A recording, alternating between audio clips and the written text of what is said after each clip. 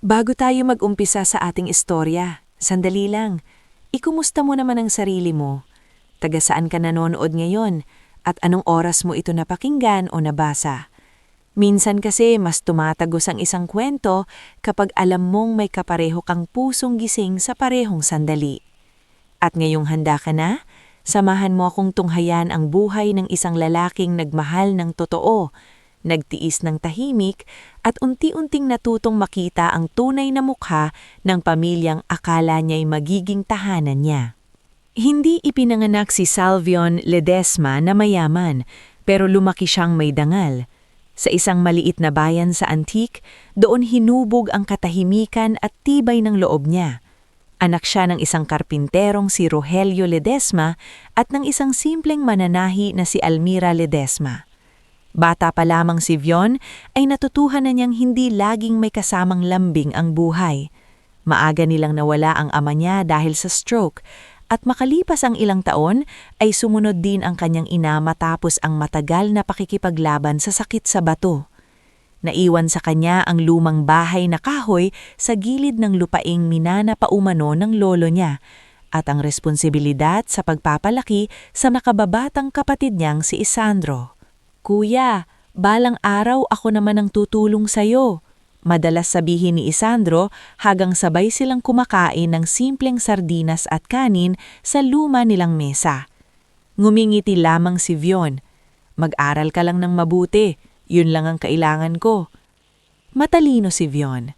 Hindi siya iyaking tao, hindi rin reklamador. Sa tulong ng scholarship at mga sidelines sa pagdodrawing ng houseplans para sa mga kakilala sa bayan, nakapagtapos siya ng arkitektura sa Maynila. Hindi naging madali ang lahat. May mga araw na pandesal at kapilang ang laman ng tiyan niya. May mga gabing sa drafting table na siya nakakatulog. Ngunit sa kabila ng lahat, hindi nawala sa kanya ang maayos na pakikituo sa tao. At yun ang isa sa mga unang napansin ni Mariela Torrente sa kanya. Nakilala niya si Mariela sa isang maliit na architectural firm sa Ortigas kung saan intern pa lamang si Vion noon. Si Mariela naman ay naroon para asikasuhin ang renovation ng isang event space na pag-aari ng kaibigan ng pamilya nila. Maganda si Mariela, pero hindi iyon ang unang tumama kay Vion. Ang una niyang napansin ay ang paraan ng babae kung ngumiti na parang walang halong yabang kahit halatang may kaya sa buhay. "Excuse me," wika noon ni Mariela habang nakasilip sa mesa niya. "Ikaw ba ang gumawa nitong sketch na ito?" Tumanggo si Vion. "Draft pa lang po, may babaguhin pa." "Po?" natatawang sabi ni Mariela. "Mukha ba akong principal mo?" Namula si Vion. "Pasensya na, nasanay." "Maganda to," sabi ni Mariela habang tinitignan ng plano. "May pakiramdam." Noon nagsimula ang lahat. Mula sa simpleng pag-uusap, nauwi iyon sa magkapehan, sa paghahatid sa sakayan, sa mga mensaheng mahaba tuwing gabi. Si Mariela ang unang babaeng nagparamdam kay Vion na hindi nakakahiya ang pangarap niyang simple lang, sariling bahay, disenteng trabaho, tahimik na pamilya. Hindi siya niligawan ni Vion sa mamahaling restaurant. Sa isang lumang park sa Pasig, niya sinabi ang tunay niyang damdamin. Hawak ang paboritong kwek-kwek ni Mariela at isang mumurahing singsing na hindi naman pangkasal. Simbolo lang ng pangako. "Wala kong maipapangako na marangyang buhay, pero hindi kita lolokohin, hindi kita ipapahiya, at habang buhay, kitang pipiliin." Tahimik na tumulo ang luha ni Mariela bago siya ngumiti. "Ikaw lang naman ang unang lalaking nagsabi sa akin ng ganyan nang walang halong pagpapakitang gilas." Naging sila. Sa unang 2 taon ng relasyon nila, para silang lumalakad laban sa agos pero masaya pa rin. Nagkaroon ng problema sa negosyo ang pamilya Torrente. Maraming lupaing ang nasangla, may ilang investment na nalugi at nabawasan ang dating kapal ng mga taong nakapaligid sa pamilya ni Mariela. Sa panahong iyon, si Vion ang laging nariyan. Siya ang naghahatid kay Mariela kapag gulong-gulo ito. Siya ang nakikinig kapag umiiyak ito dahil sa pressure ng pamilya. Siya rin ang tahimik na nagbabayad sa ilang gastusin kapag kapos ang babae, kahit hindi nito alam kung gaano siya nagtitipid para magawa iyon. Hindi ko alam kung bakit pakiramdam ko kasalanan ko kapag nalulugi si Papa. Minsan sabi ni Mariela habang umiiyak sa loob ng maliit na apartment ni Vion sa Mandaluyong. Hindi mo kasalanan ng mga desisyon ng matatanda, sagot ni Vion habang inaabot sa kanya ang baso ng tubig. Hindi mo kailangang akuin lahat. Kung wala ka, baka bumigay na ako. Tumingin si Vion sa kanya ng diretsyo. Nandito ako. At talagang nandon siya. Ngunit habang lumilipas ang mga taon, bumabalik din ang dating yaman ng mga Torrente. Unti-unting nakabangon ang negosyo sa tulong ng mga bagong investor at matatalas na galaw sa real estate. Kasabay niyon, unti-unti ring nagbago ang ihip ng hangin. Noong una, maayos ang pakikitungo sa kanya ng mga magulang ni Mariela. Si Donatella Torrente, ang ina, ay marunong ngumiti sa harap ng tao. Si Leopoldo Torrente, ang ama, ay bihirang magsalita ngunit magalang kung kaharap ka. Pero nang magsimulang bumalik ang impluensya nila sa negosyo at lipunan, doon muling umangat ang dati nilang pagtingin sa estado sa buhay. At doon unti-unting naging kulang si Vion sa paningin nila. Arkitek ka nga! Minsang sabi ni Donatella sa isang family dinner habang hawak ang wine glass na parang may sariling entablado. Pero iba pa rin kapag ang lalaki ay galing na sa established family. Mas madali ang buhay ng babae. Napatahimik si Mariela. Si Vio naman ay bahagyang ngumiti lamang. Hindi naman po lahat nadadaan sa apelyido. Mahinaon niyang tugon. Ngumiti si Donatella pero malamig ang mata. Sa totoong buhay, Hiho, malaking bagay pa rin yon. Hindi lang si Donatella ang kailangang pakisamahan ni Vion. Nariyan din ang tatlong kapatid ni Mariela, ang mga hipag niyang sina Seraphine, Calista at Odesia. Magkakaiba man sila ng ugali, pare-pareho ang tingin nila kay Vion. Hindi sapat. Si Seraphine ang pinakatuso. Marunong siyang magsalita ng matanis pero may lason. Si Calista naman ay diretsahang mapang-insulto at laging ikinukumpara si Vion sa mga asawa ng mga kaibigan nilang negosyante. Samantalang si Odesia ang tipong kunwaring walang pakialam, pero siya naman ang madalas magpakalat ng tsismis sa mga kumare at kakilala. Mariela, love, sabi minsan ni Seraphine sa isang brunch, sapat lang ang lakas para marinig ni Vion. Ang ganda-ganda mo. Sayang ka naman kung hanggang ganyang buhay ka lang. Napakuyom ang kamao ni Vion sa ilalim ng mesa, ngulit pinili niyang manahimik. Anong ibig mong sabihin? Tanong ni Mariela halatang naiilang. Naku, nothing serious. Kunwaring bawi ni Seraphine. Ang ibig ko lang, deserve mo rin ang lifestyle na kinalakihan mo. Hindi ko kailangan ng lifestyle. Masaya ako. Ngumiti si Calista.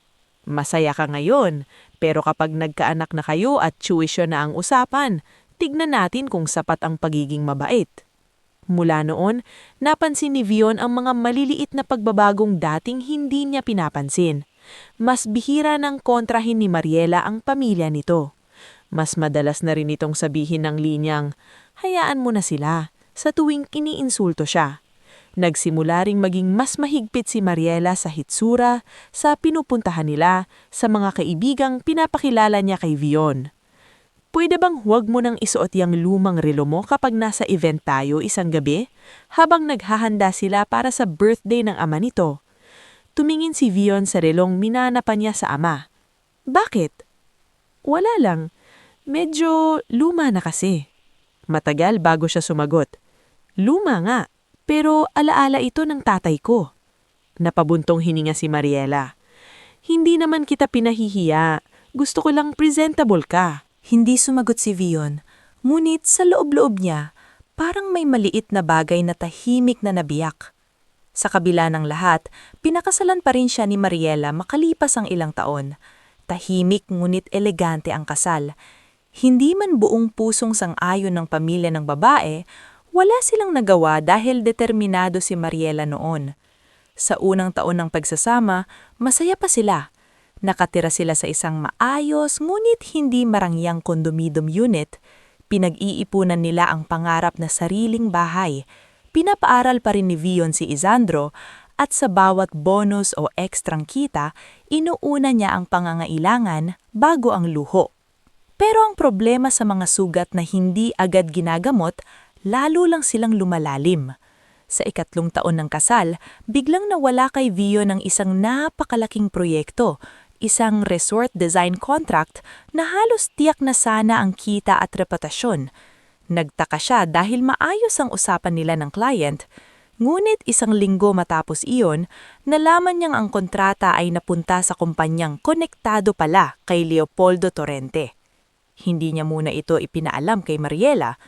Sa halip, mas pinili niyang magtrabaho ng doble. Kumuha siya ng maliliit na projects, nag-consultancy sa gabi, at kahit pagod na pagod ay hindi siya nagreklamo. Ngunit may paraan ng mga taong sanay mangdurog para iparamdam sa'yo na kulang ka pa rin kahit ubos na ubos ka na. Isang linggo, inimbitahan silang mag-dinner sa malaking bahay ng mga Torrente sa Alabang. Nandoon ang halos buong pamilya, pati ang ilang kaibigang negosyante ni Leopoldo. Habang nag-uusap ang lahat tungkol sa travel plans, investment at luxury cars, tahimik na kumakain si Vion. Tapos, biglang nagsalita si Leopoldo. "Vion?"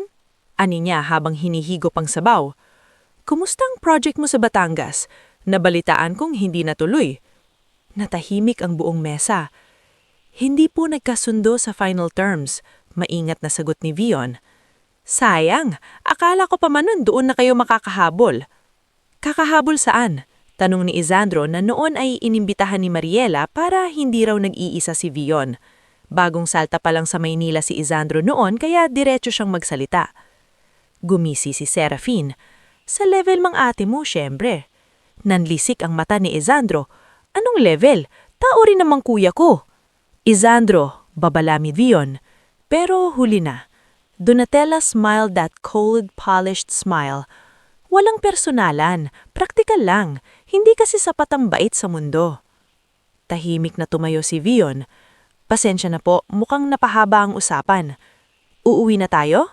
tanong ni Mariela, halatang nahiya. "Ikaw kung gusto mo pang magpaiwan." At doon, sa gitna ng ilaw ng mamahaling chandelier at tunog ng kubyertos, malinaw na malinaw sa kanya ang unang masakit na katotohanan. Hindi siya kailanman itinuring na pamilya ng mga taong nasa harap niya. At ang mas nakakatakot, nagsisimula na yatang masanay na rin ang asawa niya ng ganoong pagtrato. Bago tayo magpatuloy sa susunod na yugto ng ating istorya, sandali kitang yayayain na huminga muna ng malalim. Kung nakarating ka na rito, ibig sabihin ay kasama ka na sa paglalakbay ni Vion at alam mong hindi lahat ng sugat ay agad nakikita sa balat. Kaya i-comment mo naman kung taga saan ka at anong oras mo ito pinakikinggan o binabasa, dahil sa gabing ito, mas lalalim pa ang sugat na dadalhin ng ating bida at dito rin magsisimula ang hindi niya inaasahang muling pagkabuhay. Nang gabing iyon sa bahay ng mga Torrente sa Alabang, hindi agad nakatulog si Vion. Matapos ng nakakahiyang hapunan, tahimik lang silang umuwi ni Mariela sa condominium unit nila sa Pasig. Walang nagsalita sa loob ng sasakyan, taning tunog ng aircon at mahinang busina ng mga sasakyan sa labas ang naririnig. Nakatingin lamang si Vion sa bintana habang si Mariela ay ilang beses humuhog ng malalim na hininga na tila ba'y gusto niyang magsalita ngunit hindi niya alam kung paano. Pagpasok nila sa unit, si Vion agad ang naunang nagsalita. "Hanggang kailan mo hahayaan na tratuhin ako ng ganyan ng pamilya mo?" Napahanto si Mariela sa pagtanggal ng sapatos. "Vion, huwag na natin palakihin. Alam mo namang ganun lang talaga sila magsalita." "Ganun lang?" Napatawa si Vion, ngunit walang saya ang tunog nito. "Pinahiya ako sa harap ng ibang tao, pati kapatid ko nadamay. At ang sagot mo sa akin, ganun lang?" Hindi mo rin naman kailangang patulan lahat. Hindi ko pinatulan, Mariela. Pero hindi ibig sabihin nun hindi masakit. Natahimik si Mariela. Ilang segundo siyang nakatingin lang sa sahig bago sumagot. "Pagod na rin ako, Vion. Hindi lang ikaw ang nahihirapan. Alam ko." Sagot niya.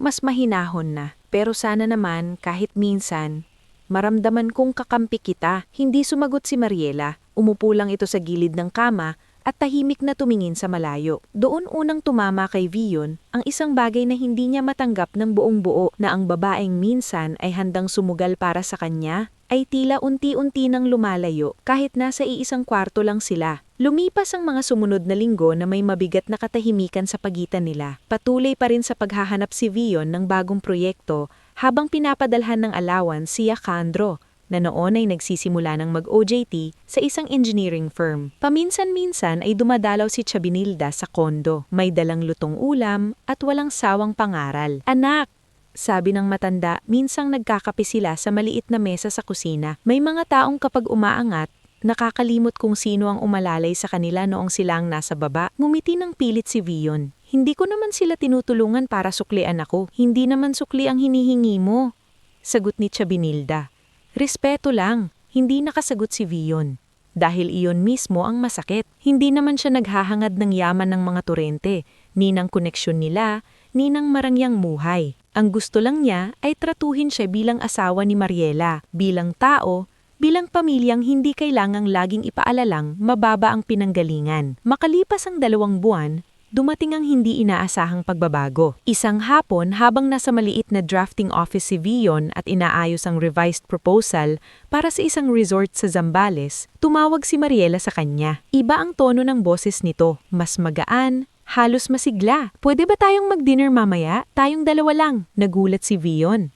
"May okasyon ba?" "Wala. Gusto lang kitang makausap ng maayos." At totoo nga, nang gabing iyon, sa isang tahimik na restaurant sa BGC, tila bumalik sandali ang dating Mariela na minahal niya. Hindi ito mataray, hindi malamig, hindi rin aligaga. Maingat itong nagsalita, tumingin sa mata niya, at ilang ulit pang hinawakan ng kamay niya sa ibabaw ng mesa. "Pasensya ka na sa nangyari sa bahay," sabi ni Mariela. "Hindi ko na-handle ng tama." Natahimik si Vion. "Gusto kong paniwalaan na naiintindihan mo kung bakit ako nasaktan." "Oo," mahinang sagot nito. "At gusto kong bumawi." "Paano?" Ngumiti si Mariela.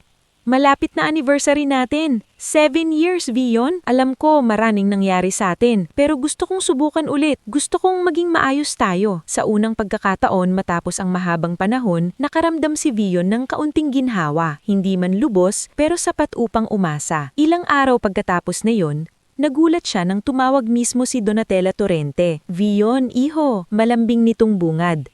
Bagay na matagal na niyong hindi naririnig. "I think it's time we set some things right." Napakunok noo siya. "Po, nakipag-usap sa amin si Mariela. We realized na napabayaan ka rin namin, kaya para sa anniversary ninyong 2, may inihanda kaming maliit na sorpresa. Family trip lang, exclusive, walang press, walang business people. Gusto lang naming iparamdam sa'yo na parte ka ng pamilya." Napatigil siya.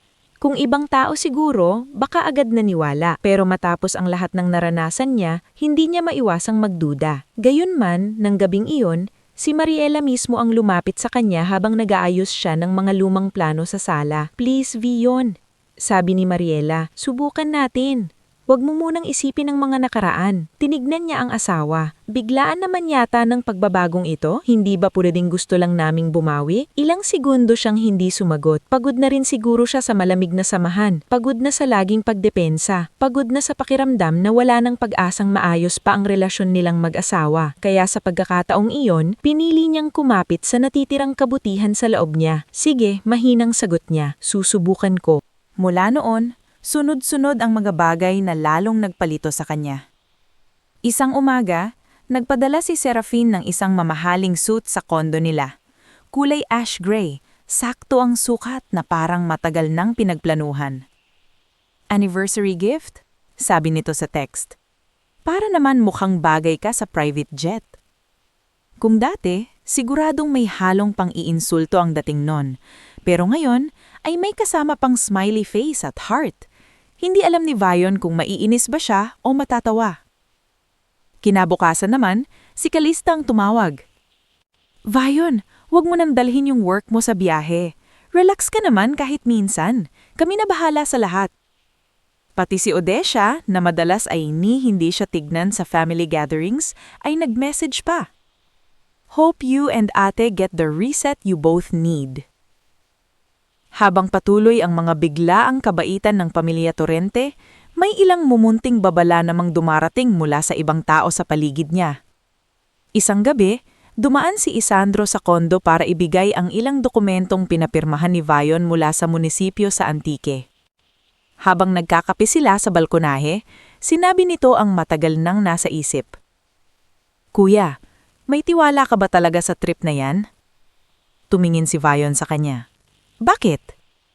Hindi ko alam, basta parang masyadong biglaan. At saka, kailan bang naging ganito kabait ang mga yon? Napabuntong hininga siya. Alam ko naman, pero hindi ko pwedeng pagbintangan sila dahil lang sa kutob. Hindi ko rin sila binibintangan, sagot ni Isandro, pero hindi ko rin sila mapagkakatiwalaan. Mag-iingat ako. Umiling si Isandro. Kuya, ang problema sa'yo, lagi mong iniisip na kaya pang ayusin lahat basta mabait ka. Hindi nakasagot si Vion. Dahil sa kaibuturan niya, alam niyang may punto ang kapatid. Kinabukasan, dumaan si Tia Benilda dala ang paborito niyang ginataang langka. Habang naghihiwa siya ng sile sa kusina, hindi niya mapigilang ibahagi ang panaginip niyang bumabagab sa kanya. Ewan ko ba pero napanaginipan kitang nasa gitna ng dagat. Basa ka, sugatan, at walang sumasagot kapag sumisigaw ka. Napakunot noo si Vion. Tia naman, baka dahil napanood niyo lang sa telebisyon. Pwedeng oo, pero sa tanda kong ito, natutunan na akong huwag baliwalain ng masamang kutob. Ngumiti lang siya upang pakalmahin ang matanda, ngunit nang makaalis ito, ay ilang sandali siyang hindi makapagtrabaho. Parang nagsimulang dumikit sa dibdib niya ang mga salitang ayaw niyang pagtuunan ng pansin. 2 araw bago ang biyahe, may isa pang taong nagbigay sa kanya ng hindi pangkaraniwang babala. Napadaan siya sa lumang apartment building sa Mandaluyong upang kunin ang ilang kahon na mga gamit niya noon. Doon niya nasalubong si Captain Isandro Mijares, ang retiradong piloto na minsang naging boarder sa kabilang unit. Nasa edad 70 na ang matanda, payat ngunit matalim pa rin ang tingin. Oh, arkitekto, mukhang formal tayo Napangiti si Vion. May anniversary trip po. Talaga? Saan ang lipad? Hindi pa raw po sigurado ang final destination, basta private charter. Anong company? Binanggit ni Vion ang pangalan ng charter operator na ipinadala sa itinerary. Biglang nawala ang ngiti sa mukha ni Captain Isandro. Sino ang nag-book? Pamilya po ng asawa ko. Matagal siyang tinignan ng matanda bago magsalita. Mag-ingat ka, Vion. Bakit po? Hindi ko alam ang buong kwento, pero kung sasama ka, buksan mo ang mata mo, huwag puro puso. Bit-bit ng mga babalang iron, umuwi si Vion na mas mabigat ang pakiwamdam kaysa dati. Ngunit pagdating niya sa kondo, nadatnan niya si Mariela na inaayos ang mga damit nila sa kama. Nakangiti ito. Nakasalampak sa tabi ang bagong luggage na kulay cream. Bagay ang suit sa'yo, sabi nito nang makita siya. Tignan mo, inihanda ko na rin lahat. 3 days lang naman. Mariela, maingat niyang sinimulan. Sigurado ka bang okay na tayo? Napatingin nito sa kanya. Bakit mo natanong? Hindi ko lang alam kung totoo ba ang lahat ng to o sinusubukan lang nating takpan ng mga bagay na hindi pa natin naaayos. Dahan-dahang lumapit si Mariela at hinawakan ang braso niya. Vion, pagod na rin akong laging may tensyon. Gusto ko lang sana na kahit sa anniversary natin, maalala natin kung bakit tayo nagmahalan. Napapikit si Vion. Ito ang mismong gusto niyang marinig noon pa. Ito rin ang delikadong dahilan kung bakit pinili niyang maniwala muli. Sa araw ng biyahe, maaga silang pinapunta sa isang private hangar sa Pasay. Maaliwalas ang umaga, ngunit kakaiba ang lamig sa pakiramdam ni Vion. Sa tarmac pa lamang, pansinan niyang kakaiba ang kilos ng pamilya Torrente. Si Donatella ay todong ngiti habang kinukunan sila ng litrato. Si Leopoldo ay nakikipag-usap sa flight coordinator, ngunit masyadong seryoso ang mukha. Sina Seraphine, Calista at Odesha naman ay pabulong-bulong at mabilis tumingin sa kanya sa tuwing akala nila'y hindi niya nahahalata. Anniversary couple! Malakas na sigaw ni Seraphine habang iniabot ang champagne flute kay Mariela. Smile naman dyan! Napilitan si Vion ng ngumiti, ngunit nang namingon siya kay Mariela, Napansin niyang hindi rin ganap ang liwanag sa mga mata nito. Parang may gustong sabihin ng babae, ngunit hindi niya mailabas. Pagpasok nila sa private jet, mas lalong tumahimik ang loob ni Vion. Maganda ang cabin, mabango at sobrang komportable, malayong-malayo sa mundong kinalakihan niya. Ngunit sa kabila ng kinang ng kahoy at katad, may kung anong bigat sa hangin na hindi niya maipaliwanag. Habang abala ang lahat sa pag-upo at pag-aayos ng mga gamit, sumulyap siya sa maliit na bintana at muling naalala ang mga salita ni na Isandro, Tia Benilda at Captain Isandro. Mag-ingat ka. Huwag puro puso. Ngunit huli na para umatras. Nakasara na ang pinto ng jet, nakaandar na ang mga makina, at sa tabi niya ay ang asawang minsan niyang pinangarap makasama habang buhay. Hindi pa alam ni Vion na ang biyahe raw da iyon para sa anibersaryo nila ay hindi pala simula ng paghilom, kundi simula ng planong magtatapon sa kanya mula sa himpapawid. Bago tayo dumako sa mas mabigat na bahagi ng ating istorya, gusto ko munang yayain kang huminto sandali at damhin ang bigat ng mga pangyayari. Kung nakasubaybay ka pa rin hanggang dito, malamang ay ramdam mo na rin ang kabog ng dibdib ni Vion habang papalayo ang eroplano sa lupa. Kaya ikomento mo naman kung taga saan ka at anong oras mo ito binabasa o pinapakinggan. Dahil sa parteng ito, mas lalo nating makikilala ang isang lalaking muntik ng tapusin ng pagtataksil pero hindi pala ganoon kadaling ibaon ang taong sanay bumangon mula sa hirap. Pagkapasok ni Vion sa cabin ng private jet, pinilit niyang manatiling kalmado. Nasa kaliwang bahagi si Mariela, tahimik at maingat ang galaw, habang sa tapat nila ay nakaupo sina Donatella at Seraphine na parang mga artista na nasa gitna ng maingat na esena. Sa bandang likuran ay mangkatabi sina Calista at Odesha, parehong abala sa cellphone, ngulit pasulyap-sulyap sa kanya. Si Leopoldo naman ay nasa may gitna, hawak ang isang basong mamahaling alak kahit hindi pa man tuluyang umaangat ang eroplano. "Relax ka naman, Vion," nakangiting sabi ni Donatella. "Para kang pupunta sa execution." Napatingin si Vion sa kanya. "Hindi lang po ako nasanay sa ganito." "Masasanay ka rin," sabat ni Seraphine, "kung marunong kang sumabay." Hindi na siya sumagot. Hangsa ito, tumingin siya kay Mariela, umaasang may mababasa siyang aliwalas o kahit konting lambing sa mga mata nito. Ngunit ang nakita niya ay isang pilit na katahimikan. Parang may gustong lunukin ang babae ngunit hindi niya magawa. Maya-maya ay lumapit ang isang flight attendant na hindi gaanong nagsasalita at maingat na nag-abot ng inumin. Pagkaraan nito ay muling sumara ang pinto ng cockpit at umusad na ang jet sa runway. Sa pag-angat nito, parang may kasabay na paninikip sa dibdib ni Vion. Hindi niya maipaliwanag pero bawat minuto sa loob ng eroplanong iyon ay parang may hawak na patalim na hindi pa niya nakikita. Lumipas ang halos 40 minuto ng paglipad na puno ng mga pilit na usapan. Si Donatella ay nagkukwento tungkol sa resort na raw ang patutunguhan nila. Si Calista naman ay nagrereklamo sa signal ng internet sa ere. Si Odesha ay tumatawang malakas sa mga lumang issue ng mga kakilala nilang sosyalita. Si Leopoldo gaya ng dati ay bihirang magsalita ngunit paminsan-minsan ay sumusulyap kay Vion na tila tinitiyak na wala itong napapansin. At si Mariela? Nanatili itong malamig.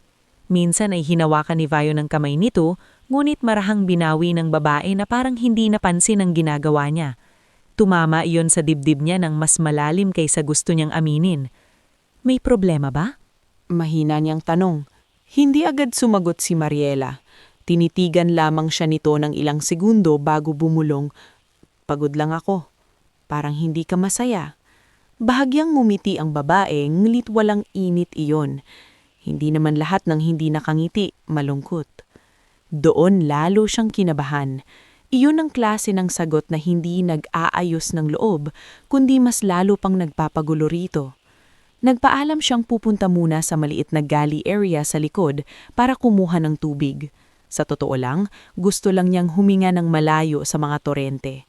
Habang hawak niya ang malamig na bote ng mineral water, biglang bumukas ang pinto ng cockpit at lumabas ang piloto, si Ramil Verdan. Matangkad ito, nasa huling bahagi ng 30 anyos at halatang naninginig ang panga kahit pilit pinakakalma ang sarili. Nagkunwari muna itong may hinahanap sa storage compartment bago marahang lumapit kay Vion. Sir, bulong nito, halos hindi gumagalaw ang labi. Makinig ka po sa akin at huwag kang lilingon agad. Napakunot noo si Vion. Bakit? Mas lalong bumaba ang boses ni Ramil. Kunin mo ang parachute at umalis ka na. Masama ang balak nila sa'yo. Parang tumigil ang lahat ng tunog sa paligid. Hindi agad nakapagsalita si Vion. Taning kabog ng puso niya ang naririnig niya. Malakas at mabilis, parang may gustong butasan sa dibdib niya. Anong sabi mo? Paus niyang tanong. Mabilis na tumingin si Ramil sa direksyon ng cabin. Huwag kang papahalata, narinig ko sila bago tayo lumipad. May plano silang palabasing aksidente ang pagkawala mo. Kapag nasa tamang altitude na raw, may mangyayari. Hindi ko alam ang buong detalye, pero hindi ka dapat manatili rito. Napatitig si Vion sa kanya. Bakit mo ko tutulungan? Dahil hindi ko kayang maging kasabwat sa patayan. Sigurado ka ba rito? Sir, wala na tayong oras. Naramdaman ni Vion na nanhihina ang mga tuhod niya. Gusto niyang maniwala na may mali lang si Ramil. Gusto niyang isipin na baka may hindi ito narinig ng tama. Ngunit nang ibaling niya ang tingin sa loob ng cabin, nakita niya si Leopoldo na nakatitig sa kanila mula sa malayo. Hindi malinaw ang ekspresyon nito, pero sapat iyon para maramdaman ni Vion na totoo ang sinasabi ng piloto. At si Mariela? Halos pabulong niyang tanong kahit takot na siya sa isasagot. Saglit na napapikit si Ramil. Hindi ko alam kung gaano karami ang alam niya, pero narinig ko ang pangalan niya sa usapan. Wala siyang pagtutulok. Iyon ang salitang pinakamasakit. Wala siyang pagtutulok. Pakiramdam ni Vion ay biglang bumagsak na mabigat na bakal sa kanyang katawan. Ang mga biyanan at mga hipag niya kaya niyang paniwalaang magpaplano ng masama. Ngulit ang asawang pinanghawakan niya sa loob ng maraming taon, ang babaeng minahal niya noong wala pang kinang ang apelyido dito, ang babaeng pinanindigan niya sa harap ng gutom, pagod at kahihiyan, hindi niya matanggap. Hindi, sabi niya, hindi siya ganon. Hinigpitan ni Ramil ang pagkakahawak sa kanyang braso. Sir, mamamatay ka rito kung magdadalawang isip ka pa. Maya-maya ay narinig nila ang malakas na tawa ni Seraphine sa loob ng cabin, kasunod ang boses ni Donatella na nagsabing, "Nasa na ba si Vion? Huwag namang mahilo agad sa biyahe." Napapikit si Vion. Sa loob ng ilang segundo, para siyang pinunit ng dalawang magkasulang na takot, ang takot na tumalon at ang takot na manatili. "Anong gagawin ko?" tanong niya. Mabilis siyang dinala ni Ramil sa isang maliit na compartment sa pinakalikod ng aircraft. Doon inilabas nito ang compact emergency parachute pack. May pinto sa service section, hindi ito para sa normal passenger exit kaya huwag kang magulat sa lakas ng hangin. Hintayin mong magbigay ako ng signal. Kapag sinabi kong now, isuot mo ito, higpitan mo ang straps at tumalon ka ng palayo sa buntot ng jet. Huwag mong bubuksan agad, bilang ka muna. Ramil, nanginginig ang boses ni Vion. Kapag ginawa ko to, baka mamatay din ako. Kapag hindi mo ginawa, sigurado kang mamamatay rito. Tumitig si Vion sa parachute. Hindi siya masanay sa taas, hindi siya adventurer, hindi siya sundalo. Isa lamang siyang arkitekto na nasanay makipaglaban sa deadlines at pambabastos, hindi sa himpapawid at kamatayan. Ngunit sa harap ng lahat ito, may isang bagay na bigla niyang naunawaan. Na minsan, ang pinakamapanganib ay hindi ang taas ng pagkahulog, kundi ang mga taong pinili mong pagkatiwalaan. Biglang bumukas ng mahagya ang pinto ng cabin at sumilip si Mariela. Vion? Tawad nito. Okay ka lang ba? Nagtagpo ang mga mata nila. Sa isang iglap, sandamakmak na alaala ang bumulusok sa isip ni Vion. Ang unang ngiti ng babae sa Ortigas, ang murang singsing sa parke, ang mga gabing magkahawak sila sa maliit na apartment habang nangangarap ng simpleng buhay. Sa lahat ng iyon, may maliit na bahagi sa puso niya na umaasang sasabihin ni Mariela ang mga salitang, "Umalis ka rito, ililigtas kita." Pero hindi iyon ang nangyari. Sa halip, sumulyap lamang ito kay Ramil, pagkatapos ay bumalik ang tingin kay Vion. At sa unang pagkakataon, nakita ni Vion ang isang bagay na mas mapait pa sa galit. Kaduwagan. Hindi nagsalita si Mariela, hindi siya sumidaw, Hindi rin siya nagtanong kung bakit may parachute sa likod. Tumingin lang ito kay Vion na parang may gustong sabihin pero pinili pa ring manahimik. At doon tuluyang namatay sa loob ni Vion ang huling pag-asang kakampi niya, ang asawa. "Sir," madiing bulong ni Ramil, "ngayon na!" Parang gumalaw ang katawan ni Vion ng kusa. Isinuot niya ang parachute pack habang nanginginig ang kamay.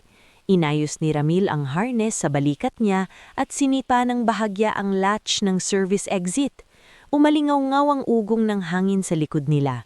Mula sa cabin narinig nila ang matinis na sigaw ni Calista. "What's happening there?" Sunod ang malakas na boses ni Leopoldo. "Ramil!" Ngunit huli na. Sa isang tulak ng hangin at isang desisyong walang kasigurahan, tumalon si Vion palabas ng eroplano. Bumulaga sa kanya ang malupit na bugso ng hangin. Nawala ang lahat ng direksyon. Umikot ang langit at dagat sa kanyang paningin. Hindi niya marinig ang sarili niyang sigaw. Kumirot ang buong katawan niya sa takot. Sa bawat segundo ng pagbagsak, malinaw sa kanya na pwedeng dito na magtapos ang buhay niya.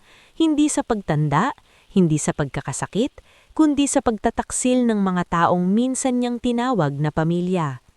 1, 2, 3. Hindi niya alam kung tama pa ang bilang niya sa sobrang panik. 4, 5. Pagkalipas ng ilang saglit na parang walang hanggan, hinila niya ang release. Isang malakas na paghatak ang tumama sa buong katawan niya. Bumuka ang parachute sa ibabaw niya at sa unang pagkakataon mula nang tumalon siya, nakahinga siya kahit papaano. Ngunit hindi pa tapos ang laban. Malayo siya sa kahit anong pamilyar na lupa. Sa ibaba ay naghahalo ang mabatong bahagi ng baybayin at mahaalon na dagat. Tinamaan siya ng hangin pasilangan at unti-unting ibinaba sa isang mababang bahagi ng coastal area. Hindi naging maayos ang landing. Sumayad siya sa mga nagkalat na bato at matutulis na damo sa gilid ng baybayin. Gumulong pababa at malakas na tumama ang balikat sa isang kahoy na inanod ng alon. Nagdilim ang paningin niya.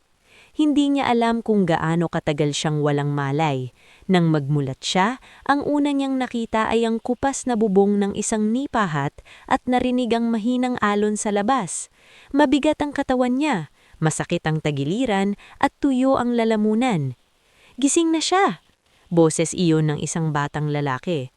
Maya-maya ay may lumapit na babaeng nasa 40. Bilugan ng mukha, ngunit mabait ang mata. Siya ay Lucena Bagtas. Kasunod niya ang lalaking maitim, may banayad na anyo at amoy dagat ang sariwang balat. Siya ay Harion Bagtas. Sa likod nila ay nakasilip ang payat na batang si Tibel, hawak ang isang timba. "Dahan-dahan nang muna," sabi ni Lucena habang tinutulungan siyang uminom ng tubig. "Huwag kang bibiglang gagalaw." Nasamig si Vion. "Nasaan ako?" "Sa barangay Dinahican, sa baybayin ng Quezon," sagot ni Harion. "Nakita namin ka kanina madaling araw. Nakahandusay ka sa may mabatong bahagi. Akala namin patay ka na." Napapikit si Vion. Buhay pa siya. Buhay siya pero ang lumang buhay na alam niya ay hindi na mabubuo pang muli sa dati niyang anyo. "May tumulong ba sa akin?" Mahinang tanong niya. Nagtinginan ng mag-asawa. "Wala kaming ibang nakita. Ikaw lang. May punit-punit kang suot at parang galing ka sa napakataas na pagkahulog. Ayaw muna namin ipagkalat. Baka kung anong gulo ang pinanggalingan mo." Sa gilid ng higaan ay may isang babaeng nakasuot ng simpleng polo at maong, hawak ang medical kit. Mataman nitong tiningnan ang sugat sa braso ni Vion bago siya magsalita. "Mabuti at nagising ka rin." Sabi nito, "Ako si Dr. Samira Vallejo, barangay doctor dito. Nabali ng bahagya ang balikat mo. Marami kang gasgas at mataas ang risk ng infection. Pero mukhang matigas ang ulo ng guardian angel mo." Sa kabila ng hapdi at pagod, bahagyang napangiti si Vion sa unang pagkakataon matapos ang bangungot sa ere. Ngulit habang nakahiga siya roon, isang tanong ang paulit-ulit na bumubulong sa isip niya. Mas masakit pa sa mga sugat sa katawan. Kung kaya siyang patahimikin ng mga torente sa ganitong paraan, ano pa kayang kasinungalingan ng ikakalat nila ngayong akala ng lahat ay wala na siya? At sa mismong sandaling iyon, malayo sa kubong kinaroroonan niya, nagsisimula na ngang ihanda ng pamilya ni Mariela ang kwento ng kanyang pagkawala. Habang si Vion, ang lalaking akala nila'y tuluyan ng mawawala, ay unti-unting muling humihinga sa ilalim ng ibang bubong, sa piling ng mga estrangherong mas marunong pang maging tao kesa sa mga itinuring niyang sariling pamilya. Bago tayo magpatuloy sa susunod na bahagi ng ating istorya, samahan mo muna akong huminga ng malalim. Kung nakarating ka hanggang dito, ibig sabihin ay kasama ka sa bawat sugat, bawat takot, at bawat tahimik na pagbangon ni Vion. Kaya ikomento mo naman kung taga saan ka at anong oras mo ito pinapakinggan o binabasa. Dahil sa bahaging ito, hindi na lang kaligtasan ang laban ng ating bida, kundi ang pagbawi sa pangalan niyang sinira, sa buhay niyang gustong nakawin, at sa dangal na pilit ibinabo ng mga taong dapat sana'y naging pamilya niya. 3 buwan munang nawala si Vion sa mata ng mundo. Sa maliik na bahay kubo ni Haryon at Lucena Bagtas sa Dinahican, dahan-dahan niyang binuo ang katawan at isip na halos parehong nawasak sa isang araw. Tuwing umaga, dumadalo si Dr. Samira Vallejo upang linisin ang sugat niya, bantayan ng balikat na may bahagyang bali at tsaking hindi siya inaatake ng lagnat. Tahimik pero matalas ang isip ni Samira. Hindi siya madaldal, ngunit marunong siyang tumingin sa isang tao na parang nakikita niya ang bahagi nitong pilit itinatago. May gusto kang sabihin pero hindi mo masabi, sabi ni Samira minsang binabalutan ng sugat sa tagiliran ni Vion. Napangiwi si Vion sa hapdi. Minsan, mas madaling tiisin ang sakit kesa ikwento kung saan galing. Hindi ko kailangan ng buong kwento mo agad, tugon ni Samira. Pero kung gusto mong makabawi, kailangan mong tumigil sa tag-iisip na biktima ka lang. Buhay ka. Ibig sabihin, may dahilan. Matagal iyong naglaro sa isip ni Vion. Sa mga unang linggo, gusto lang sana niyang manatiling tahimik, magpagaling, lumayo, kalimutan na lang ang lahat. Ngunit habang lumilinaw ang katawan niya, mas lalo namang bumibigat ang katotohanang pinilit siyang patayin ng mga torente at pinanood lamang iyon ni Mariela nang walang pagtutulol. Sa bawat sikat ng araw sa dalampisigan, mas malinaw niyang nararamdaman na kung mananahimik siya habang buhay, hindi lang niya hinahayaan ang sariling sirain. Hinahayaan din niyang makahanap pa ng iba ang mga taong sumubok pumatay sa kanya. Isang gabi, habang malakas ang ulan sa labas ng kubo at abala si Lucena sa pagsasaing, mahinang nagsalita si Vion kay Haryon at Samiha, "Kailangan kong bumalik." Hindi agad sumagot si Haryon. Tinignan lamang siya nito habang pinupunasan ng lambat na inaayos. "Hindi pa kaya ng katawan mo," sabi ni Samira. "Hindi ko sinabing bukas na agad, pero hindi pwedeng ganito na lang. Baka sa ngayon iniisip nilang patay lako. Habang tumatagal, mas lalo silang magkakaroon ng panahon para linisin ang mga bakas." Lumapit si Tibel, ang pamangkin ni Haryon at Lucena, at naupo sa may pasimunaw. "Kuya Vion," inosenteng sabi ng bata, "kung masama sila, bakit hindi mo ipaaresto?" Napangiti si Vion ng pait. "Kung ganun lang sana kadali." Doon nagsalita si Samira. Hindi siya makakapaglabas ng kaso ng walang ebidensya, at kung buhay siyang biglang susulpot ng walang malinaw na patunay, pwede pa nilang baliktarin. Ang unang kailangan mo ay katotohanan, hindi emosyon. Matagal iyong naglaro sa isip ni Vion. Makalipas ang ilang araw, sinubukan niyang kontakin si Tia Benilda gamit ang lumang keypad phone na ipinahiram ni Haryon. Hindi direkta. Gumamit siya ng paboritong lumang quote ng kanyang tiyahin para matiyak na siya nga ang kausap at hindi ibang tao. Nang marinig ni Tia Benilda ang boses niya, halos mapasigaw ito sa iyak. "Vion? Diyos ko, buhay ka?" "Mahina lang, Tia," mabilis niyang sabi. Huwag niyo munang sasabihin sa iba." "Anak, akala namin." "Alam ko, kailangan ko po ng tulong. Si Attorney Merenzo lang po munang pagkakatiwalaan niyo. Sa loob ng 1 linggo, lihim na bumiyahe si Attorney Mirenzo Pajardo papuntang Quezon. Nang makita si Vion na buhay, matagal siyang napatitig na parang hindi makapaniwala. Ikaw ang pinakamabigat na bangungot ng mga torente kung sakaling malaman nilang humihinga ka pa, sabi ng abogado habang nakasandal sa poste ng kubo. At gagawin ko yon, malamig na sagot ni Vion. Pero hindi pa ngayon. Ano na ang kwento nila?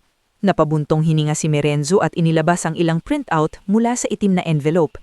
Sinabi nilang nagkaroon ka raw ng panic attack sa eroplano. Pilit ka raw nilang pinakalma, pero bigla kang nawala sa service area habang may turbulence. Wala raw nakita ng malinaw. Pinapalabas nilang aksidente. Paniwalang-paniwala ba ang mga tao? May ilan, lalo na't maingat ang pamilya ni Mariela sa pagharap sa media. Si Donatella, umiiyak sa harap ng kamera. Si Leopoldo, tahimik, pero dignified. Si Mariela, saglit na tumigil si Mirenzo. Ginagawa nilang kawawa, ang asawang naiwan. Napatitig si Vion sa papel na hawak niya.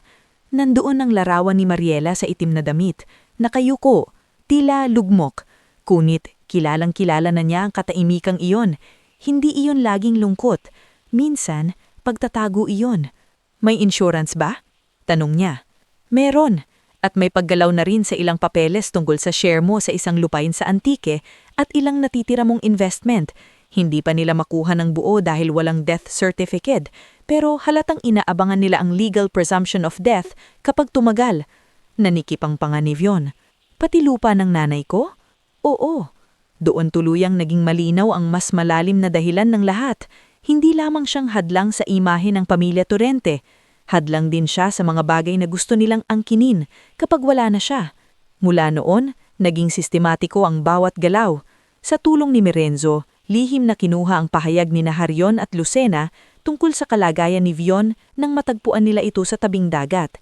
Si Samira namang ang gumawa ng detalyadong medical record sa mga sugat at bali ni Vion, mga pinsalang hindi tugma sa simpleng nawala sa cabin. Samantala, ipinahanap ni Mirenzo ang piloto. Makalipas ng halos isang buwan, natagpuan nila si Ramil Verdan sa Batangas, nagtatago sa bahay ng kapatid niya, si Nympha. Payot ito, halatang puyat at palaging sumisilip sa bintana na parang may humahabol. Nang makita si Vion ng personal, napaatras pa ito sa sobrang gulat. Akala ko, nanginginig nitong sabi. Akala mo hindi ako makakarating sa lupa, pero salamat sa iyo, nakarating ako. Napaupo si Ramil at napahawak sa noo. Tinanggal ako sa trabaho 2 araw tapos ang flight.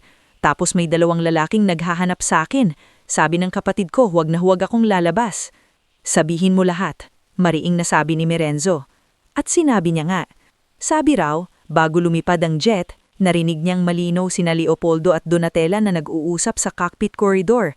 Ang sabi ni Leopoldo, kapag nawala siya, tuloy na ang lahat, wala nang haharang. Si Donatella naman ang sumagot. Siguraduhin mo lang na malinis. Kawawa si Mariela, pero masasanay din siya.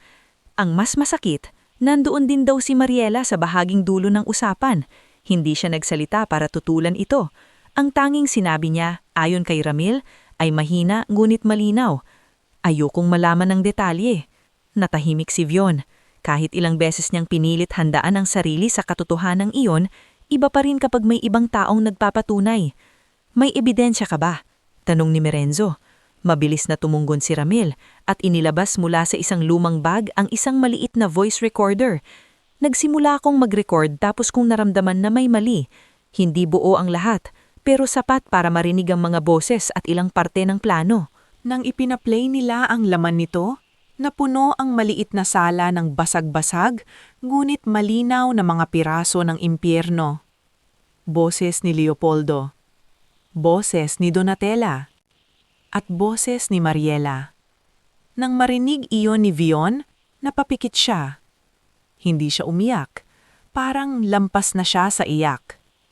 Ang naramdaman niya ay isang malamig at matalim na pagkagising, na ang babaeng minsan niyang ipinaglaban laban sa lahat ay pinili ang sarili niyang katahimikan kaysa iligtas siya. Pagbalik niya sa Quezon, mas naging tahimik siya. Napansin iyon ni Samira. Mas malinaw na ba sa'yo ang susunod mong gagawin? Tanong nito habang naglalakad sila sa baybayin isang dapit hapon. Oo, sagot ni Vion. Babalik ako, pero hindi para makipagsigawan. Kung hindi, para sirain ang kasinungalingan nila gamit ang totoo. Tumingin sa kanya si Samira. At handa ka bang makita ulit ang mga taong muntik kang ilibing ng buhay? Huminto si Vion at tumingin sa dagat. Hindi ako handa, pero kailangan. Pagdaan ng mga buwan, habang palihim na binubuo ang kaso, nagsimula ring magbago ang direksyon ng buhay ni Vion. Sa antik, ipinahanap kay Isandro na kalaunan ay isinama rin sa lihim matapos mapatunayan ni Merenzo na ligtas na itong pagkatiwalaan ang mga papeles ng lumang lupain ng kanilang ina. Doon nila natuklasan na ang lupang minamaliit noon ng mga torrente ay sakop pala ng isang lumalaking coastal development zone. Ngunit imbes na ibenta agad at yumaman ng mabilis, may ibang naisip si Vion. Merenzo, sabi niya minsang kausap ang abogado sa video call gamit ang mahinang internet ni Samira. Kapag nabawi ko ang lahat ng kailangan kong bawiin, gusto kong gamitin ang lupa para sa community retreat at livelihood center. Nagulat si Isandro na nasa tabi niya noon. Kuya, sigurado ka? Ang laki ng pwede mong kitain dyan. Buong buhay ko, pera ang ginamit ng mga tao para maliitin at kontrolin ang iba. Ayokong maging katulad nila. Tahimik na napangiti si Samira mula sa may pintuan. Iyon ang unang pagkakataon na nakita ni Vion ang paghanga sa mata nito. Hindi awa, hindi pag-aalala, kundi tahimik na paggalang. Unti-unti ring dumami ang mga taong kumampi sa kanya. Sina Haryon at Lucena ay nagsabing handa silang tumistigo anumang oras. Si Tibel naman, bagamat bata pa, ay araw-araw na tumutulong sa maliliit na gawain at laging nagsasabing, kapag may center na tayo, gusto ko po doon ako mag-aaral. At Tia Benilda naman ang nagsilbing tulay sa ilang dating kakilala ni Vion sa Maynila na matagal na palang duda sa pamilya Torrente. Makalipas ng halos 1 taon mula nang tumalon siya sa private jet, kompleto na ang unang bugso ng laban. At doon nila inilunsad ang unang pasabog. Sa gabi ng isang malaking charity gala ng mga Torrente sa Makati, isang engranding event kung saan muli nilang pinakikinis ang apelyido sa harap ng media at mga negosyante, isang anonymous legal packet ang sabay-sabay na dumating sa ilang board member, sa internal ethics office ng kumpanya, at sa 2 mamamahaga na kilala sa paghalungkat ng corporate scandals. Nasa packet ang kopya ng flight records, pahayag ni Ramil, medical summary mula kay Samira, at legal notice mula kay Attorney Merenzo na nagsasabing buhay si Salveon Ledesma at naghahanda ng sumampa ng kaso. Nang gabing iyon, habang nasa simpleng bahay kubo sa Quezon sina Vion at ang mga tumulong sa kanya, nag-ring ang telepono ni Merenzo ng sunod-sunod. Mukhang nagsisimula na, sabi ng abogado, tumitingin sa screen. Anong reaksyon? Tanong ni Samira. Bahagyang napangiti si Merenzo. May board member na humihingi ng emergency meeting. May reporter na nagkukumpirma kung totoo raw bang may buhay na testigo. Tahimik na tumingin si Vion sa madilim na dagat sa labas. Sa unang pagkakataon mula nang mahulog siya mula sa langit, hindi na siya ang nanginginig sa takot. Ang nanginginig na mayon ay ang pamilyang umakalang nailibing na nila siya sa hangin at dagat. At sa gitna ng tahimik na gabing iyon, sa kubong minsang sumagip sa kanya, unti-hunti nang isinusuot ni Vion ang tapang nakakailanganin niya para sa pinakamasakit at pinakamahalagang pagbabalik ng buhay niya. Bago tayo tuluyang sumuong sa huling yugto ng ating istorya, gusto muna kitang anyayahan na damhin ang bigat at ginhabang magkasabay na hatid ng isang wakas.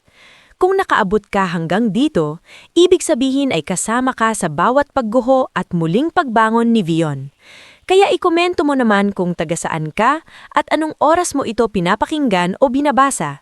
Dahil ngayong gabi, masasaksihan natin kung paano nagwawakas ang isang kasinungalingan, paano naniningil ang katotohanan, at paano nagkakaroon ng tahimik ngunit ganap na hustisya ang pusong minsang halos itulak sa kawalan. Matapos ang anonymous legal packet na sabay-sabay na dumating sa ilang board members, mamahayag at ethics office ng kumpanya ng mga Torrente, tila biglang nagbago ang direksyon ng hangin sa mundo ng mga taong minsang akalay hindi matitibag. Sa Maynila, umalingaw-ngaw ang balitang posibleng buhay si Salvion Vion Ledesma. Sa una, pilit iyong itinanggi ng kampo ng mga Torrente. Mabilis na naglabas ng pahayag si Donatella Torrente, nakasuot ng puting damit at may mapagkumbabang mukha sa harap ng kamera. Napakasakit po nito para sa aming pamilya, wika niya sa isang ambush interview. Hindi po namin alam kung sino ang nagkakalat ng ganitong kasinungalingan. Nais lang po naming makapagluksa ng tahimik. Ngunit hindi tulad noon, may mga pumutok na tanong mula sa media na hindi na nila kayang supilin. Ma'am Donatella, totoo po bang may flight irregularities sa araw ng pagkawala ni Ginoong Ledesma? Bakit po may pilot statement na nagsasabing hindi aksidente ang nangyari? May balita rin pong tinangka ninyong ilipat ang karapatan sa ilang ari-arian niya kahit wala pang malinaw na death confirmation. Paano ninyo po ipaliliwanag iyon? Naputol ang ayos na porma ni Donatella. Kita sa mukha nito ang panandaliang pagkayanig bago siya babilis na inalis ng mga bodyguard. Sa loob naman ng mansyon ng mga Torrente sa Alabang, nagkagulo ang buong pamilya. Anong ibig sabihin nito? Galit na sigaw ni Calista habang hawak ang tablet na may lumalabas na mga artikulo. Sino ang naglabas ng mga papel na to? Malamang yung pilotong traidor, dapat noon pa lang hindi na siya pinakawalan. Tahimik si Odesia, pero halatang nanginginig ang kamay habang nagbubuhos ng tubig sa baso. Si Leopoldo Torrente lamang ang hindi sumisigaw, ngunit iyon ang mas nakakatakot. Nakaupo siya sa mahabang mesa, nakasandal at matalim ang titig sa bawat isa. Walang aamin, walang magsasalita sa media, at higit sa lahat, walang gagalaw ng hindi ko alam. Napatingin si Donatella sa kanya. Paano kung buhay nga siya? Tumigas ang panga ni Leopoldo. Kung buhay siya, magkakamali siyang inakala na kaya niya tayong ibagsak. Sa gitna ng kaguluhan, si Mariela lamang ang tila nawalan ng direksyon. Nakaupo siya sa isang sulok ng sala, maputla at tahimik, hawak ang telepono na halos hindi niya maibaba. Sa unang pagkakataon loob ng maraming buwan, hindi na niya kayang takasan ang pangalan ng lalaking minsang niyang tinawag na asawa. Mariela, matalim na sabi ni Donatella, ayusin mo ang sarili mo, hindi ito ang oras para magmukmok. Dahan-dahang tumingala si Mariela, paano kung humarap siya? Paano kung magsalita siya? Mas mabuti, singit ni Leopoldo, nang matapos na. Napalingon si Mariela sa ama. Doon niya muling nakita ang malamig na anyong dati niyang ipinagkikibit-balikat. Noon, akala niya, sapat nang hindi siya sumama sa mismong pagpatay para hindi siya maging kasabwat. Pero ngayon, sa bawat artikulong lumalabas, sa bawat banggit sa pangalan ni Vion, mas lalong bumibigat sa kanya ang sariling katahimikan. Samantala, sa Quezon, hindi na nagtatago si Vion, hindi man sa publiko, kundi sa loob ng sarili niya. Hindi na siya naguguluhan, hindi na siya umaasang may paliwanag pang kayang magpabago sa ginawa ng mga Torrente. Mula sa kubo ni Haryon at Lucena, lumipat siya pansamantala sa isang maliit na inuupahang bahay sa Lucena na inayos ni Attorney Merenzo Fajardo para mas madali ang koordinasyon. Kasama niya ron sina Isandro na ngayon ay ganap nang nasa panig ng plano at paminsan-minsan ay si Dr. Samira Vallejo na bumiyahe pa Lucena kapag kailangan siya. Sa gitna ng lahat ng legal prep, may isang gabi na naabutan ni Samira si Vion na nakaupo sa balkonahe, tahimik na nakatingin sa ilaw ng mga dumaraang sasakyan. Hindi ka pa rin natutulog ng maayos, sabi nito habang inilalapag ang termos ng salabat sa maliit na mesa. Kapag ipinikit ko kasi ang mata ko, mahinang sabi ni Vion. Dalawang mukha ang nakikita ko, Yung mukha ni Mariela nung unang sinabi niyang mahal niya ako, at yung mukha niya noong nakita akong nasa likod ng eroplano at pinili niyang manahimik. Tahimik na umupo si Samira sa tabi niya. Mas masakit ba yun kesa pagbagsak mo mula sa eroplano? Tanong nito. Bahagyang napangiti si Vion, pero malungkot. Oo, kasi yung sa ere, katawan ko ang muntik mamatay. Pero yung ginawa niya, doon namatay yung huling parte ko na marunong pang magbulag-bulagan. Hindi siya agad sinagot ni Samira. Sa halip, marahan nitong itinulak palapit sa kanya ang tasa ng salabat. Hindi ka mahina dahil nasaktan ka, at hindi ka marupok dahil minahal mo siya ng totoo. Ang mahalaga, hindi mo na pinipiling manatili sa kasinungalingan ngayon. Napatingin si Vion sa kanya. Sa maraming buwan na magkasama sila sa laban, sanay na siyang maramdaman ng tahimik na presensya ni Samira. Hindi ito mapusok magmahal, hindi rin palabiro gaya ng ibang babae na nakilala niya noon. Ngunit sa bawat sugat na lininis nito, sa bawat salitang direkto ngunit hindi manakit, sa bawat sandaling hindi siya nito pinilit magsalita ngunit naroon lang, unti-unti niyang naramdaman ang uri ng kapayapaan na hindi niya kailanman naranasan sa marangyang buhay kasama ang mga torente. Makalipas ang 2 linggo, itinakda ang isang closed-door emergency board hearing sa punong tanggapan ng kumpanyang konektado sa mga torente. Doon unang opisyal na haharap si Vion, hindi sa publiko, kundi sa mga taong unang kailangang makita ang katotohanan bago tuluyang sumabog ang lahat. Sa araw ng hearing, nagsuot si Vion ng simplang barong at madilim na slacks, walang yabang, walang sobrang porma, pero iba na ang tindig niya. Ang dating lalaking tahimik na tinatapakan sa hapagkainan ay napalitan ng isang lalaking hindi na kailangang manigaw para igalang. Habang inaayos ni Isandro ang kwelyo niya, napangiti ito ng bahagya. "Kuya," sabi ng bunso, "kung nandito si nanay, iiyak yun ng tuwa." Natahimik si Vion bago sumagot. Sana lang hindi siya mapagod ng tagal nating inintay bago dumating to. Pagdating nila sa building sa Makati, makapal ang presensya ng seguridad. Nasa labas na rin ang ilang media vans, bagamat hindi pa opisyal na kumpirmadong darating si Vion. Si Mirenzo ang nauna sa kanilang pumasok. Hawak ang kumpyetong folder ng mga affidavits, medical records at audio transcript. Kasunod si Samira na nakasuot ng maayos ngunit payak na blouse at slacks, tahimik lang ngunit halatang handa kung kailangan siyang tumestigo tungkol sa kondisyon ni Vion nang matagpuan nito. Sa loob ng hearing room, nandun na sina Leopoldo, Donatella, Serafine, Calista, Odesha at Mariela. Nang buksan ng pinto at pumasok si Vion, tila huminto ang mundo ng isang sandali. Napahawak si Donatella sa upuan.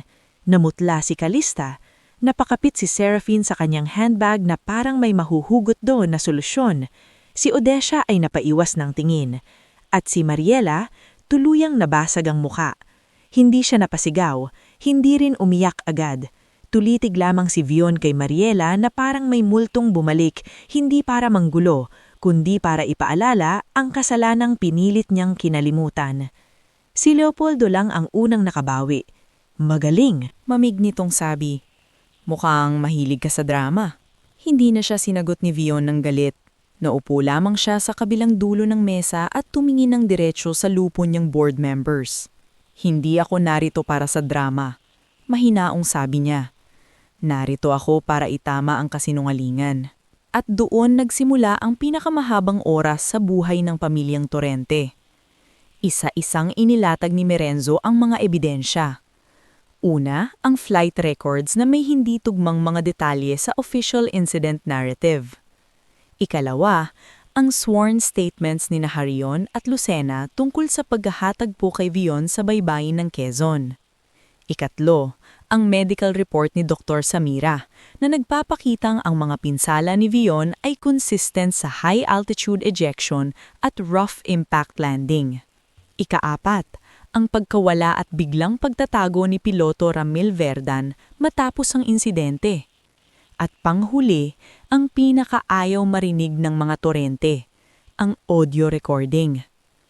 Nang umalingaw-ngaw sa silid ang basag-basag ngunit malinaw na boses ni Leopoldo, napalunok ang ilang board members.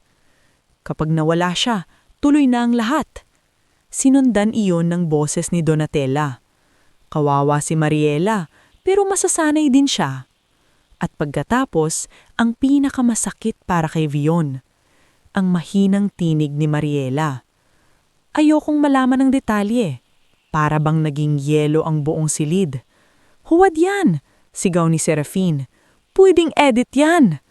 Then we can submit it for forensic examination. Kalmadong tugon ni Merenzo. Frame up ito, singit ni Donatella. Nanginginig ang boses. Walang dahilan para gawin namin yon. Ngayon lamang nagsalita si Vion at mababang mulit mabigat ang bawat salita. May dahilan kayo. Ako ang hadlang. Hindi ako katanggap-tanggap sa inyo. At nung malaman ninyong may halaga ang lupaing naiwan sa akin ng nanay ko, mas lalo ninyong akong gustong mawala. Nanlaki ang mata ng ilang board members. Lupa. Tanong ng isa. Mabilis na inilabas ni Merenzo ang mga dokumentong nagpapatunay na may mga hakbang na upang kuhanin o makontrol ang legal interest ni Vion sa minanang lupain sa Antique at ilang natitira nitong assets. Sa puntong iyon, ang mga taong dati kampe sa apelyido ng mga Torrente ay nagsimulang dumistansya. Ang ilan ay natamime. Ang iba namay humihingi na ng hiwalay na imbestigasyon. May nagmungkahi agad ng preventive suspension sa mga may kaugnayan sa board-linked businesses. Napansin iyon ni Leopoldo. At doon ito tuluyang nawala ng kontrol. Walang sinuman sa inyong yayaman ng ganyan kung hindi dahil sa akin. Sigaw nito sabay hampas sa mesa. At ikaw, itinuro niya si Vion. Kung hindi ka sana sumabit sa pamilya namin, hindi mo mararanasan ang mga bagay na narating mo. Tahimik lamang na tumingin si Vion sa kanya. Mali ka. Ang pinakamadandang nangyari sa buhay ko ay hindi nanggaling sa pamilya nyo. Nangyari iyon matapos ninyo akong itapon. Sa pagkakataong iyon, kahit ang mga board members ay napatahimik. Pagkatapos ng hearing, hindi na kayang pigilan ang pagbagsak. Sunod-sunod ang pag-atras ng ilang kasosyo. Nagsampa ng pormal na kaso si Merenzo sa attempted murder, conspiracy, fraud-related moves sa assets at obstruction. Ang Ethics Office ay naglabas ng internal hold sa ilang transaksyon. Hindi man agad nakulong ang lahat dahil sa haba ng proseso, nagsimula nang mabasag ang kinang ng apelyido ng mga Torrente. Sa mga sumunod na araw, isa-isang lumabas ang ibang tao. Si Virel Ontong, dating executive assistant ni Donatella, ay nagbigay ng pahayag tungkol sa mga dokumentong pinapapirmang mangwalang wastong proseso. Si Jomari Sache, dating finance officer, ay naglahad ng ilang kahina-hinalang transfer at pagtatangkang itago ang ilang records matapos ang pagkawala ni Vion. At higit sa lahat, nagsalita rin si Ramil tulong ng witness protection arrangement na inasikaso ng legal team. Tapos na ang panahon ng peke nilang kapangyarihan. Sa gitna ng lahat, si Mariela ang paulit-ulit na humiling ng pribadong pag-uusap kay Vion. Nang una, tumanggi siya. Ngunit matapos ng ilang payo ni Merenzo at isang tahimik na pagsang-ayon mula kay Samira, pumayag siyang makipagkita. Hindi para makipagbalikan, hindi para magpaawa, kundi para wakasan ng malinaw ang lahat. Nagkita sila sa isang tahimik na opisina sa Ortigs. Walang pamilya, walang abogado sa loob. Tanging silang dalawa at ang mahabang kasaysayan ng isang pag-ibig na tuluyan ng nasunog. Pagpasok ni Mariela, halatang hindi ito natutulog ng maayos. Namayat ito, namutla, at malayo sa babaeng dati laging maayos ang bihis at anyo. "Buhay ka!" Iyon lang ang nasabi nito saka napaluha. Totoo, sagot ni Vion. Hindi ko alam kung paano magsisimula. Sa totoo. Matagal bago nakapagsalita si Mariela. Hindi ko inisip na aabot sa ganun. Narinig ko ang usapan nila, oo. Pero hindi ko alam na papatalunin ka nila. Hindi ko alam na ganun kabigat. Napapikit si Vion. Mariela, huwag mo nang baguhin ang salita. Narinig mo. Alam mong may masama silang balak. Nakita ko kung nasa likod ng eroplano. At pinili mong manahimik. Humagulhol ang babae. Natakot ako. Ako rin, mariin niyang sagot. Pero ako ang tumalon. Ako ang nahulog. Ako ang namatay sa isip ng lahat. Napaupo si Mariela. Walang lakas ang tuhod. Patawarin mo ako. Tahimik siyang tumingin sa kanya. Matagal. Malungkot. Ngunit wala nang natitirang pag-asam. Pinapatawad kita, sabi niya sa wakas. Hindi dahil maliit ang ginawa mo, kundi dahil ayoko nang bitbitin ka habang buhay. Pero malinaw sa akin ngayon, hindi na kita kayang balikan. Tuluyan ang napayuko si Mariela. Iyon na ang wakas ng kasal nila, kahit hindi pa iyon ang pirmahan sa papel. Sa mga sumunod na buwan, isinulong ang legal na paghihiwalay ng kanilang buhay, ari-arian at lahat ng dapat putulin. At sa bawat papel na napipirmahan, pakiramdam ni Vion ay may isa pang tanikala na natatanggal sa dibdib niya. Lumipas ang mga buwan. Sa Antique, sinimulan na ang unang yugto ng proyektong naisip niya nung nagtatago pa siya sa Quezon, ang Ledesma Coastal Retreat and Livelihood Center. Hindi ito marangyang resort para sa mayayaman lamang. Isa itong lugar kung saan may maliit na klinik, training hall para sa mga mangingisda at kababaihan, scholarship office para sa kabataan, at tahimik na retreat spaces para sa mga byuda, solo parent at mga taong gustong magsimulang muli. Si Sandro ang naging project engineer. Si Harion at Lucena ang tumulong sa Coastal Livelihood Program. Si Tibel na ngayoy masigla at pursigidong mag-aral ang unang batang natanggap sa educational assistance. Si Tia Benilda ang naging parang lola ng buong komunidad. At si Dr. Samira Vallejo, na sa simula'y doktor lang na tumulong sa isang sugatang estranghero, ay naging pinakamalapit na kasama ni Vion sa bawat plano, bawat desisyon, at bawat tahimik na hapon sa tabing dagat. Isang dapit hapon habang pinapanood nila ang ginagawang maliit na health outpost sa gilid ng center, nagsalita si Vion. Alam mo, sabi niya kay Samira, kung hindi ako bumagsak noon, baka hindi ko naisip na may buhay palang mas tahimik, pero mas totoo. Tumingin si Samira sa kanya. May mga pagkakahulog na hindi para ubusin ka, para ilayo ka lang sa maling lugar. Napangiti si Vion. Ikaw ba, kailan ka nahulog? Bahagyang natawa si Samira. Noong pinili kong maniwala na ang isang lalaking tinulungan ko lang noon ay kaya palang maging tahanan. Tahimik siya sa loob ng ilang segundo. Pagkatapos ay marahan niyang inabot ang kamay ni Samira. Hindi iyon marahas, hindi pa dalos-dalos. Isa lamang iyong maingat na paghawak na puno ng paggalang at pasasalamat sa lahat ng panahon sabay nilang dinaanan. At kung sakaling gusto kong manatili sa tahanang iyon? Tanong niya. Namula ng bahagya si Samira pero hindi umiwas. Depende kung marunong kang maglinis ng sariling kalat at hindi ka maarte sa tuyo at pritong isda. Napatawa si Vion. Isang tunay, magaan at walang halong sakit na tawa. Marahil iyon na ang unang pagkakataon matapos ang mahabang panahon na naramdaman niyang hindi na niya kailangang pigilan ng sarili para lang mabuhay. 2 taon matapos ang pagbagsak mula sa private jet, tuluyan ang nagbago ang lahat. Ang pangalan ng mga torrente ay unti-unting nawalan ng kinang. Ilan sa mga kaso ay umusad, ang ilan naman ay nauwi sa settlements at pagkawala ng impluensya. Napilitang ibenta ang ilang ari-arian, nagkawatak-watak ang magkakapatid. Si Donatella ay nawala sa social circuit na minsan niyang pinaghaharian. Si Leopoldo ay hindi na ang kinatatakutang pangalan sa negosyo.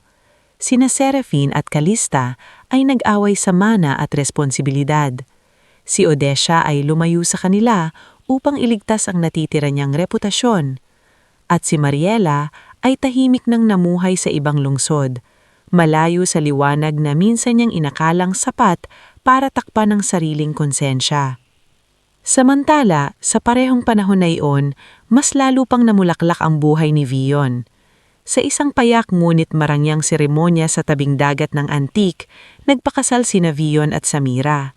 Walang private jet, walang crystal na chandelier, walang mga ngiting may lihim na talim. Ang naroon lamang ay mga taong tunay na nagmamahal. Sina Yasandro, Tia Benilda, Harion, Lucena, Tibel, at ilang taong natulungan ng center na itinayo nila. Bago nagsimula ang seremonya, lumapit si Ramil kay Vion at iniabot ang isang maliit na bagay. Ang lumang buckle mula sa parachute harness na iniligtas niya at itinago sa loob ng 2 taon. "Sa'yo ito," sabi ng piloto. Paalaala. Tinitigan iyon ni Vion bago marahang ngumiti. "Hindi pala ito alaala ng pagbagsak ko," sabi niya. "Alaala pala ito ng simula." Narinig iyon ni Samira at mahina itong napangiti. Sa paglubog ng araw matapos ang kasal, magkahawak kamay na naglakad sina Vion at Samira sa dalampasigan. Sa likuran nila ay ang sentro na abala sa tawanan ng mga bata, tinig ng mga kababaihang natutong kumita sa sariling sikap at mga lalaking natutong muling magtiwala sa tahimik na buhay. Hindi na niya kailangang patunayan ang halaga niya sa sino mang may pera at apelido. Hindi na niya kailangang makiupo sa hapag ng mga taong nagturing sa kanyang mababa. Dahil ang lalaking minsang pinasakay sa private jet para tuluyang itapon sa kawalan, siya ngayong nagtayo ng mundong may dangal, kapayapaan at pag-asa. At ang pamilyang nagtangkang patayin siya? Nanatili silang buhay, oo. Pero kailanman hindi na nila maaabot ang uri ng buhay na nabuo ni Vion, isang buhay na hindi binili ng pera, hindi ninakaw sa taksil na paraan, at hindi itinayo sa kasinungalingan. Dahil sa huli, ang taong itinapon nila mula sa himpapawid ay hindi bumagsak para maglaho. Bumagsak siya para tuluyang makawala. At sa wakas, natagpuan din niya ang lupa, ang mga taong at ang pag-ibig na tunay na para sa kanya.